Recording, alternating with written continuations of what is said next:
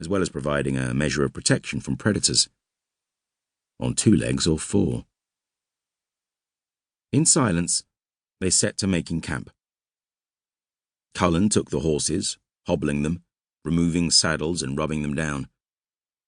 Drem found a spot for a fire and, drawing his hand axe from his belt, began chopping through the thick rind of ice, then scooping away the softer snow until he reached the frozen ground beneath. He gathered stones, chopped kindling from a dead lightning-blasted oak, and prepared a small fire. Before he set to lighting it, he trimmed thin branches from a willow beside the stream, spent a while weaving them into a latticed fence, then staked it along one side of the fire pit he'd dug. A screen against any eyes that might be following them from the east. Some tinder from a pouch at his belt, flint and striking iron for sparks, some cold breath upon it, and then fragile flames were clawing in the snow, hissing and hungry. A shaking of the ground made Drem look up, one hand reaching from the bone-hilted seax at his belt. A shadow the size of a boulder shifted within the trees, but Drem's grip relaxed as Hammer, the giant bear, lumbered into their small clearing. Hammer was Sig's battle bear, and he had borne them from last night's chaos, carrying Drem, Keld, and Cullen away, crashing through tree and shrub, no thought or time for careful steps or hiding their passage, just a driving knowledge that they had to escape, to put as much distance as possible between them and Gullah.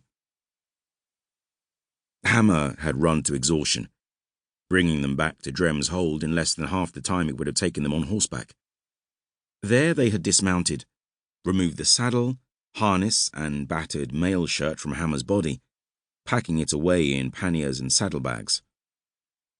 They tended to the wounded bear and fed her some foul concoction that Keld said was called brot, then led Hammer and fresh horses into the darkness, knowing they could not wait until dawn. They had agreed to head west, using the cover of the forest to screen them from eyes in the skies, avoiding the town of Khergard, and then to turn south when they reached the western rim of the Bonefells. Drem had voiced his worry for the townspeople of Khergard, but knew there was little they could do to help them. No one in the town had believed him before, and besides, he did not know if there was anyone in Khergard left to save. To Drem's horror, scores of the townsfolk had been at the mine, secret acolytes of the Kadashim, including Ulf the Tanner, a man Drem had once thought of as a friend. So they had committed themselves to speed. Pursuit from the mine was likely, and they had to use every moment given them to reach Dunseren and the Order of the Bright Star. Drem had led, to begin with, his knowledge of the terrain making him the obvious choice to steer them through the darkness. With the rising of a pale sun, they had mounted their horses and Keld had taken point, his wolf and hound Fen scouting ahead. Hammer had followed them, grumbling doleful growls, taking herself deeper into the woods, though never quite out of sound or sight. She feels grief for Sig, just like Cullen and Keld. More, maybe. They were rider and mount for more years than Cullen has drawn breath.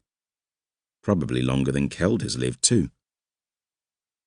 Keld strode to the bear, unbuckled the saddlebag she was carrying, then checked over her wounds and patted her neck. She rubbed her huge head against the huntsman, almost knocking him from his feet. "Ah, lass, we miss her too," Keld muttered, tugging on one of the bear's ears. She seemed to like it, a mournful rumble escaping her throat. Fen loped into the clearing, eyes glowing in the firelight. The slate-grey hound dropped a hair at Keld's feet. "A hot meal for supper, then? Thank the stars I've had enough of brot," Cullen said, his obvious pleasure at the thought infectious. Keld skinned and gutted the hare and set it on spit over the fire, fat dripping and hissing. A flapping of wings came from above as a white crow descended from the branches, landing on Cullen's shoulder. "I was wondering where you were, Rab," Cullen said to the crow. "Rab, watching, protecting friends," Rab squawked. Then a hot